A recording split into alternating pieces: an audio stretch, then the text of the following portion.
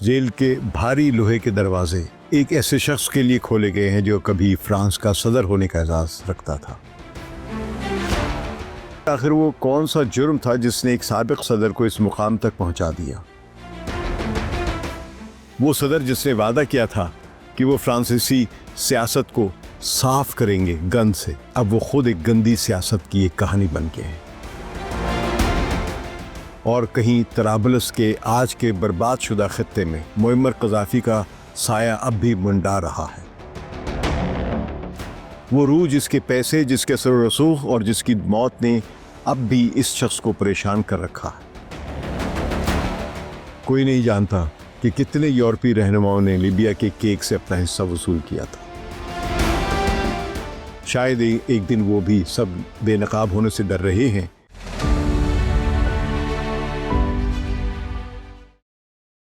London से सकलैन इमाम का सलाम कबूल कीजिए। आज मैं आपके सामने एक ऐसी कहानी पेश करने जा रहा हूँ जो ताकत के नशे, इंसानी अहद शिकनी और फिर उसके अंजाम पर मबनी है। इसमें मोहसिन कुशी का भी एक खास एलिमेंट है। ये कहानी दो हुक्मरानों की, एक फ्रांस का सदर निकोलस सरकोजी और दूसरा लीबिया का हुक्मरान मुअम्मर क़ज़ाफ़ी। ये दोनों एक दूसरे के मोहसिन थे, फिर दुश्मन बन गए और आखिरकार दोनों की दुनिया खाक में मिल गई। एक ने अपने ही मोहसिन को हलाक कर दिया। तफसीलात सुनने से पहले आपसे दरख्वास्त है कि हमारे चैनल को सब्सक्राइब करें और बेल आइकॉन को ज़रूर दबाएं, और अगर वीडियो पसंद आए तो लाइक करें, और आप इसमें कुछ मज़ीद बात करना चाहें तो कमेंट्स पे आके कर सकते हैं। तो ये कहानी एक जेल के दरवाजे से शुरू होती है। फ्रांस के दारुल हुकूमत पेरिस में एक तारीखी जेल है जिसका नाम है ला सांतेई। तो 21 अक्टूबर 2025 का दिन, जब इस जेल के भारी लोहे के दरवाजे एक ऐसे शख्स के लिए खोले गए हैं जो कभी फ्रांस का सदर होने का एहसास रखता था। निकोलस सरकोजी, जो कभी यूरोप की सियासत पर छाए रहते थे, अब 5 साल कैद की सज़ा भुगतने के लिए इस जेल में इनको बंद कर दिया गया है। वो फ्रांस की तारीख के पहले साबिक सदर हैं जिन्हें जेल की सलाखों के पीछे डाला गया है। सवाल ये पैदा होता है कि आखिर वो कौन सा जुर्म था जिसने एक साबिक सदर को इस मुकाम तक पहुंचा दिया? तो सुनिए, ये जुर्म है करप्शन का, जमहूरियत के साथ धोखे का, और एक गैर मुल्की हुक्मरान की खुफिया माली इमदाद लेने का। सिर्फ यही नहीं, बल्कि जिस गैर मुल्की हुक्मरान से एहसान लिया, पैसे लिए, फिर उसी के खिलाफ साजिश भी की। अदालत ने साबित किया कि सरकोजी ने अपनी सदारती मुहिम चलाने के लिए मुअम्मर क़ज़ाफ़ी के ख़जाने से करोड़ों यूरोज़ वसूल किए थे। पेरिस की ये जेल कोई आम जेल नहीं है। ये वही जेल है जहाँ कभी पिछली सदी में फ्रांस के एक मशहूर कैप्टन ड्रेफस को कैद किया गया था। ये एक यहूदी थे और फ़ौज के एक ऑफिसर भी थे, फ्रांस के फ़ौज के, लेकिन इन पर ये बगावत का मुकदमा या गद्दारी का मुकदमा चलाया गया था क्योंकि ये यहूदी थे, और इसी वजह से इस केस को एंटीसेमेटिक केस समझाता है फ्रांस की तारीख़ में, और बाद में इनको बरी किया गया था। और इन्हीं के नाम पर एक फ्रांस में, पेरिस में एक अंडरग्राउंड स्टेशन का नाम भी है, ड्रेफस।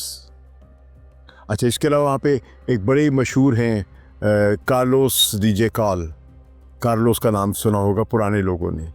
तो ये उनका ताल्लुक़ तो वेनेज़ुएला से था, लेकिन इन्होंने पूरे यूरोप पे बड़ी दहशतगर्दी, या अपनी तरफ से वो फ्रीडम फाइटर्स भी थे, वो नहीं करते थे अपने ख्याल में, वो यूरोपीय इस्तेमारी ताकत के ख़िलाफ़ लड़ रहे थे। तो उनको भी फिर यहाँ पे बाद में जब गिरफ़्तार हुए तो इस जेल में रखा गया था। और इन बड़े बड़े अजीम नामों के बाद अब इस जेल ने एक साबिक सदर की मेज़बानी का भी शर्फ हासिल कर लिया है। तो निकोलस सरकोजी को अदालत ने गैर कानूनी तौर पर खुफिया तरीके से 2007 के सदारती इंतखाबात जीतने के लिए 5 करोड़ यूरोज़ लेने और उसके ज़रिए सदर मुंतखब होने के जुर्म में 5 बरस की सज़ा सुनाई थी, जिस पर अब अमल दरामद शुरू हो गया है और इन्हें अब जेल में डाल दिया गया है। निकोलस सरकोजी के पास अभी भी एक अपील का हक़ है, मगर अदालत ने उनके जुर्म की संगीनी की वजह से अपील के फैसले का इंतज़ार किए बगैर जेल में डालने का हुक्म दिया। तो अब आते हैं इस कहानी के असल नुक्ते पर। सन 2007 का साल था। निकोलस सरकोजी फ्रांस के सदर बनना चाहते थे।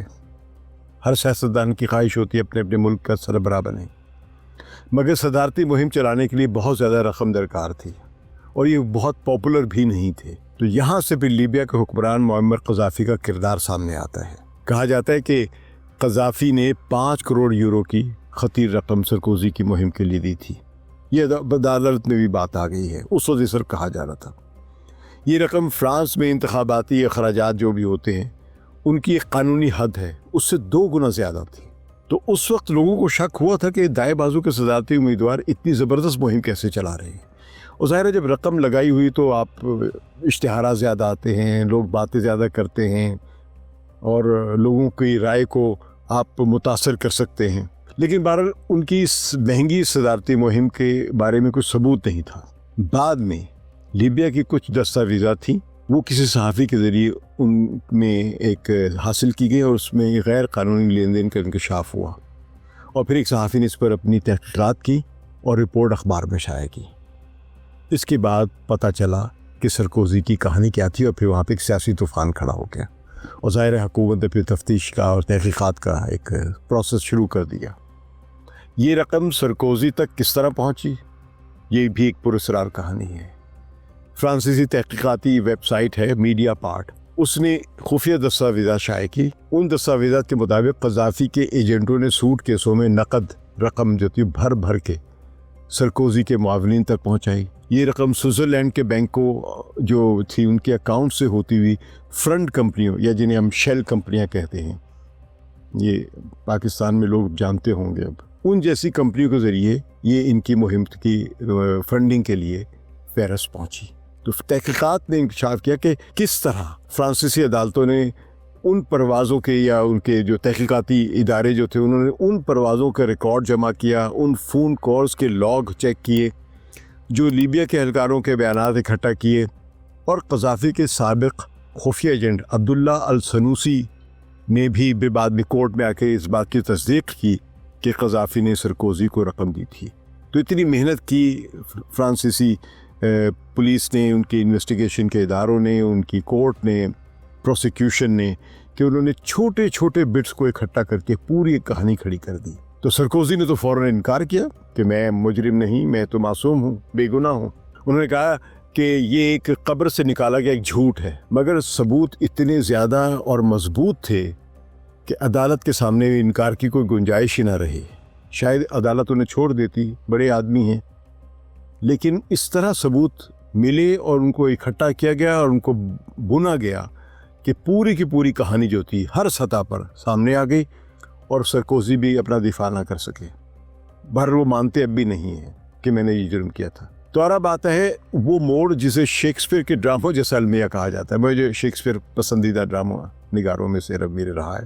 سن 2007 میں قذافی سرکوزی کے خفیہ محسن تھے، جیسے قرض کیا میں نے، انہوں نے سرکوزی کو اقتدار تک پہنچانے میں مالی مدد دی، مگر صدر بننے کے صرف 4 سال بعد یعنی 2011 میں سرکوزی نے قذافی کے ساتھ ایک دشمنی کر لی کہ یہ تو دشمن ہے، یہ تو انسان دشمن آدمی ہے، یہ تو ڈکٹیٹر ہے۔ جب عرب سپرنگ کے مظاہروں کی لہر لیبیا تک پہنچی تو سرکوزی نے قذافی کے خلاف فوجی کارروائی کی سب سے زوردار وکالت کی۔ اس میں اور بھی برلسکونی تھے اٹلی کے، اس میں برطانیہ کے ڈیوڈ کیمرون تھے، اور اس میں امریکہ کے صدر اس وقت جو تھے باراک اوباما، یہ سب شامل تھے۔ لیکن سب سے پہلے جس نے یہ لیڈ کرنا شروع کیا کہ ہمیں اس انسان دشمن ڈکٹیٹر کو، جمہوری دشمن کو، انسانی حقوق کے خلاف ورزی کرنے والے اس حکمران کو فارغ کرنا چاہیے، یہ پوری کی پوری مہم سب سے پہلے اس کا آغاز نکولس سرکوزی نے کیا تھا۔ تو یہ وہ لمحہ تھا جب پاور پالیٹکس کے تعلقات نے ایک عجیب موڑ لیا۔ سرکوزی نے عوام کے سامنے قذافی کو ایک ظالم ڈکٹیٹر قرار دیا، اور یہ خوب تقریریں کی۔ انہوں نے کہا کہ وہ لیبیا کے عوام کو بچانے اور انہیں آزادی دلانے کے لیے کارروائی کر رہے ہیں، ٹھیک ہے؟ جیسے کہ اور بھی مغربی حکمران جب کسی کمزور ملک پر حملہ کرتے ہیں تو وہاں پہ ہمیشہ جمہوریت لے کے جاتے ہیں بموں کے ذریعے، اور وہاں کے عوام کو ان پر بمباری کر کے ان کے ڈکٹیٹر سے آزاد کرانا چاہتے ہیں۔ یہی یعنی مبینہ ظالم ڈکٹیٹر قذافی کبھی سرکوزی کا خفیہ محسن تھا۔ یہ ہے وہ شیکسپیرین ٹریجڈی جہاں ایک شخص اپنے ہی محسن کو تباہ کر دیتا ہے۔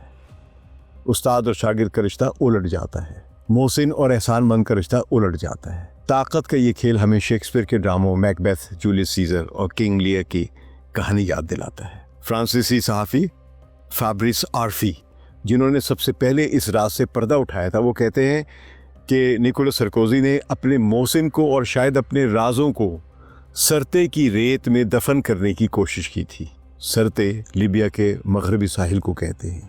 और फिर बाद में जब ये फ़ौजी हमले हुए, एयर बम्बार्डमेंट हुई, तो क़ज़ाफ़ी की हुकूमत का तख्ता उलट दिया गया था और फिर वो पकड़े गए। उन्हें इस्लामी शिद्दत पसंदों ने इंतहाई सफाकी के साथ मौत के घाट उतारा था और उनको हमेशा के लिए खामोश कर दिया गया ताकि मज़ीद लोगों के राज न कहीं आ जाए। ये भी बड़ा नुक्ता है हम, और शायद सरकोजी का यही वो मकसद था कि वो राज हमेशा के लिए राज ही रखना चाहते थे, मगर राज कभी कभार अपना सर खोल के खबरों से भी बाहर निकल आते। और यही अदालत ने फैसला सुनाया। सरकोजी को बदनवानी यानी करप्शन और नाजायज़ तौर पर फंड्स वसूल करने का मुजरिम करार दे दिया गया। अदालत ने कहा कि यह अमल फ्रांस की जमहूरियत की सालमियत के लिए शदीद ख़तरा था।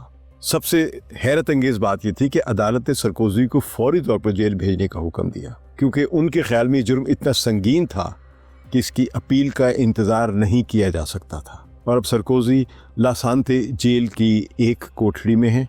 9 मुरब्बा मीटर का ये कमरा है, एक बिस्तर, एक मेज़ और एक नहाने की जगह, टॉयलेट और बाथ। इस साबिक सदर के पास अब वो मराहत नहीं है जिनका वो आदी था। जेल का एक साबिक कैदी ने एक अखबार में कहा है कि चाहे आप जमहूरिया के सदर ही क्यों ना हो, चाहे आप कितने ही अमीर क्यों ना हो, जेल में आप कुछ भी तय नहीं कर सकते, आपके पास इख्तियार नहीं होता है। तो जेल जाने से पहले सरकोजी ने कहा कि मैं जेल जाने से नहीं डरता हूँ, मैं अपना सर बुलंद रखूँगा, मैं आखिर तक लड़ूंगा। हक है उनका। फ्रांस में इस सज़ा के बाद अवाम की राय मुनक़सिम है। कुछ लोग कहते हैं कि ये इंसाफ की फ़तेह है, ये साबित करती कि कोई भी ओहदा कितना बुलंद नहीं कि करप्शन की सज़ा से बच सके। दूसरे लोग कहते हैं कि ये एक सियासी साजिश है और अदालत ने एक साबिक कंजर्वेटिव आइकॉन यानी दाएं बाजू के एक आइकॉन के ख़िलाफ़ अपना गुस्सा निकाला है। लेकिन एक तस्वीर फ्रांस के ज़हन में हमेशा के लिए अभी ये सब्त हो चुकी, पक्की हो चुकी है। वो शख्स जो कभी एलिसिस पैलेस से यानी जो फ्रांसीसी ऐवान सदर है वहाँ से फ्रांस पर हुकूमत करता था, जो दुनिया के ताकतवर रहनुमाओं से मुज़ाकरात करता था, जो बैरून मुल्क फ़िज़ाई हमलों के अहकामात जारी करता था और वहाँ पे जमहूरियत लाने की कोशिश करता था, आज 9 मुरब्बा मीटर के एक कोठरी में कैद हो गया है। आखिर में निकोलस सरकोजी की कहानी ताकत के एक मुकम्मल चक्कर की अक्कासी है। ख्वाब, फरेब, फतह, मोहसिन कुशी और फिर ज़वाल। वो सदर जिसने वादा किया था कि वो फ्रांसीसी सियासत को साफ करेंगे गंद से, अब वो खुद एक गंदी सियासत की एक कहानी बन के है। और कहीं तराबलस के आज के बर्बाद शुदा खत्ते में मुअम्मर क़ज़ाफ़ी का साया अब भी मंडा रहा है। वो रूह जिसके पैसे, जिसके असर रसूख और जिसकी मौत ने अब भी इस शख्स को परेशान कर रखा है, जिसने इसके खात्मे में मदद की। क़ज़ाफ़ी ने मगरबी दुनिया के साथ ताल्लुकात मामूल पर लाने के लिए मुआहदे किए थे।